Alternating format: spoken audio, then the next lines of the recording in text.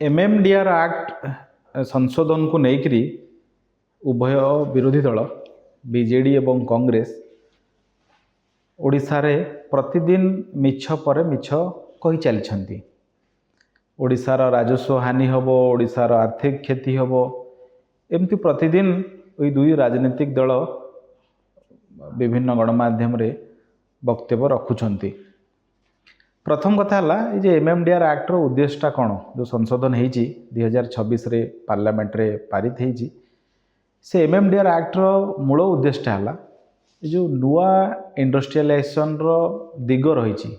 जमती semiconductor, electronics vehicle, आपणकर solar energy, nuclear energy, ये जो नुआ नुआ क्षेत्र में भारतर जो रॉ मटेरियल बा भारतर जो क्रिटिकल एवं स्ट्रैटेजिक मिनरल्स जो रिक्वायरमेंट अच्छी से भारत को सेल्फ सफिशिएंट करवा। आप जानती जे आज दिन में यो नुआ जुगरे एनर्जी सेक्टर रे renewable energy, nuclear energy, automobile क्षेत्र में बैटरी गाड़ी एवं टेक्नोलॉजी क्षेत्र में सेमीकंडक्टर चिप्स, ए क्षेत्र में जदि कौ देश सेल्फ सफिशिएंट नुहे न हुए बा प्रोडक्शन न बढ़ाए बा ये क्षेत्र में आग को न जाए ताले से देशर अर्थनीति पछर रही एवं यही जो क्षेत्र गुड़िकर ये जो सेमीकंडक्टर चिप्स हो, सोलार इक्विपमेंट हो, बैटरी इक्विपमेंट हो बा न्यूक्लियर एनर्जी, जो जो रॉ मटेरियल आमको दरकार, thorium, zirconium, silicon, carbide, graphite, ट्रोनियम, एमती जिते गुड़िए क्रिटिकल एवं स्ट्रैटेजिक मिनरल अच्छी पाखापाखि 50 रु अधिक स्ट्रैटेजिक क्रिटिकल मिनरल दरकार हुए। एवं ये सबू ये जो रिक्वायर गुड़िक, जो रॉ मटेरियल गुड़िक बा ये जो माइनिंग मटेरियल गुड़िक आज भी भारत पाखे जदिव आम पाखे सोर्स अच्छी, माटी तले आमर अच्छी, किंतु एपर्यंत भारत यार प्रोडक्शन सफिशिएंटली करिवार सक्षम ही ना। एबे भी ये रॉ मटेरियल गुड़िक पाई भारत विदेश उपर निर्भरशील अच्छी। प्राय 50 रु अधिक मटेरियल भारत प्रति वर्ष इंपोर्ट करुच्ची बाहर। एवं आप जानते जो प्रधानमंत्री मोदी जी जो विकसित भारत लक्ष्य रखिंट से सेमीकंडक्टर इंडस्ट्री को 2030 सुधा 500 बिलियन यूएस डॉलर रे पहुँचापी लक्ष्य रखिंट। सेमती 2030 सुधा आमर सबू ऑटोमोबाइल माने प्रति वर्ष पाखापाखि 30% नुआ गाड़ी बैटरी चालित गाड़ी हम, ए प्रकार लक्ष्य रखाई। सेमती सोलार एनर्जी क्षेत्र में 280 गीगावाट टार्गेट फिक्स कराई, न्यूक्लियर एनर्जी रे 100 गीगावाट टार्गेट फिक्स कराई। एवं ए जो क्षेत्र गुड़िक आपण ग्लोबल एनर्जी सिक्योरिटी चैलेंज कथा कहतु, पॉल्यूशन दृष्टिकोण कहतु, टेक्नोलोजी अपग्रेडेशन दृष्टि कहतु, ये सबू दृष्टि यही क्षेत्र गुड़िक भारतर इन्वेस्टमेंट, भारतर प्रोडक्शन कैपेसिटी, भारतर ओन मैन्युफैक्चरिंग यूनिट ये निहाती आवश्यक। एबे जो एमएमडीआर एक्ट 2026 आसी तार मूल उद्देश्य होची सेटा जी स्ट्रैटेजिक आउ क्रिटिकल मिनरल्स रो अवेलेबिलिटी, तार प्रोडक्शन कॉस्ट एवं तार मैन्युफैक्चरिंग यूनिटी एवं मैन्युफैक्चरिंग जो आवश्यकता रॉ मटेरियल यार माने आवश्यकता को फुलफिल करवा एवं पहुँचाइबा एवं प्रोडक्शन कैपेसिटी बढ़ाइबा, ये होची यही एक्टर मूल लक्ष्य। किंतु ये एक्ट को विरोध करा होची, कहीं विरोध करा होची जदि मु आपन दुईटा एग्जांपल देबी जे गोटे हला इंटेल आपण जानती जे इंटेल होची विश्वर सबुठु बड़ सेमीकंडक्टर मैन्युफैक्चरर। वो इंटेल 2006 मसीह भारत रे से केंद्र कांग्रेस सरकार थिला, 2006 मसीह इंटेल भारत रे इन्वेस्टमेंट करने चाहूला। फोर्ब्स मैगजीन जोड़ा फेमस बिजनेस मैगजीन, तार फोर्ब्स मैगजीन स्टोरी पढ़े, इंटेल रो जे चीफ थिले से भारत आसिक कहीकि गले जे मोर इच्छा थिला भारत रे गोटे मैन्युफैक्चरिंग यूनिट बसेबा पाई, किंतु एठिकार सेमीकंडक्टर पॉलिसी एवं एठिकार सेमीकंडक्टर तैयारी पाई जो रॉ मटेरियल रो उपलब्धता नथिबा कारण रु मु ये यूनिट को अन्य देश को नौछि। एवं 2006 मसीहा और आज जदि 19-20 वर्ष तले आम इंटेल भाया कंपनी को ये सेमीकंडक्टर मैन्युफैक्चरिंग यूनिट पाई भारत सेतबेले सबु प्रकार सुविधा देई थांता, हुए तो भारत एत बेलू सेमिकंडक्टर क्षेत्र में बहुत आगू जा पारथा कि से कांग्रेस सरकार ताहा करि पारले नाही एवं ताइवान भलिया देश वियतनाम भलिया देश ए प्रकार सेमिकंडक्टर कंपनी मानकू जगह देले जमीन देले र मटेरियल देले एवं से माने सेमिकंडक्टर कारण ताको इकोनॉमी कोठू जाइकरी कोठी पहुँची गला सेमती आ गोटे उदाहरण अच्छी मु कहीं कहूँ जे बीजेडी कांग्रेस कहीं विरोध करुँच क्या उद्देश्य विरोध करुँच पछरे किए अच्छी एसीएल सेमिकंडक्टर लैबोरेटरी बेली गोटे भारतर मोहाली रे गोटे प्लांट थिला 80 मसीह पीएसयू थिला से रिसर्च करुला सेमिकंडक्टर क्षेत्र में 1999 मसीह से प्लांट रे निया लगिगला एवं निया लागला तो लागला से निया लगार उद्देश्य आज भी रहस्यावृत होइके अछि कौन ता कारण कहीं जानी पारले ना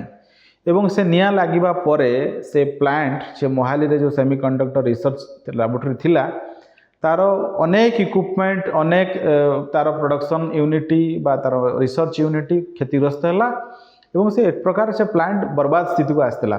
परवर्त समय रिवाइव है एवं नरेंद्र मोदी से प्लांट को 4,500 कोटी टंकार ग्रांट देकर रिवाइवल कर उद्देश्य है जे भारत सेमिकंडक्टर सेल्फ सफिशिएंट न हो यहाँ अनेक देश अनेक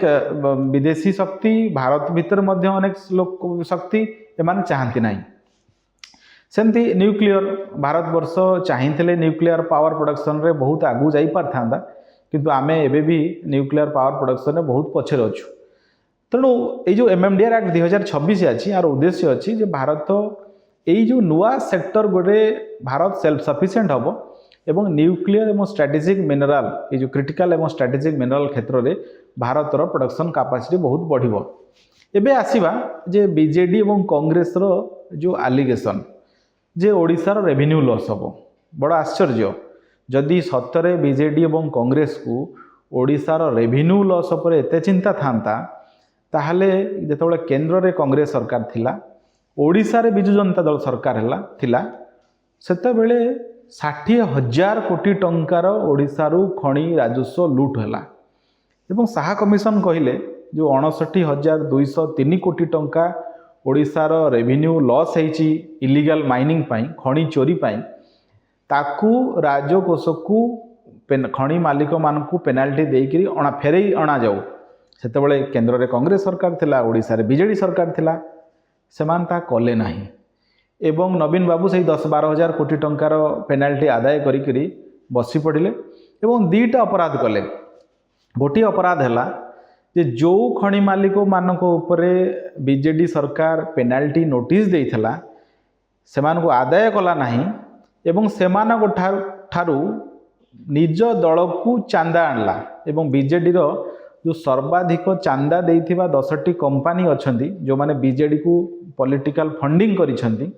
सेतुर 9टा कंपनी होची माइनिंग सेक्टर और सेतुर 7टा कंपनी को ऊपर साहा कमिशन पेनाल्टी रो नोटिस लगैथिले साहा कमिशन एमाने खणी चोरी करिसंती बोली कहिथिले एवं द्वितीय कथा हला जो नवीन बाबू जो साहा कमिशन नोटिस परे साहा कमिशन रो पेनाल्टी परे साहा कमिशन टिप्पणी परे जो पेनाल्टी दबा कथा नोटिस पठेबा कथा से समय एभली परिस्थिति तैयारी कले जे खणी मालिक माने समय पाइले और सुप्रीम कोर्ट पळेले एवं सुप्रीम कोर्ट रे बीजेडी रो वकील किए थिले खणी मालिक मानकर वकील किए थिले बीजेडी रो जड़े पूर्वतन सांसद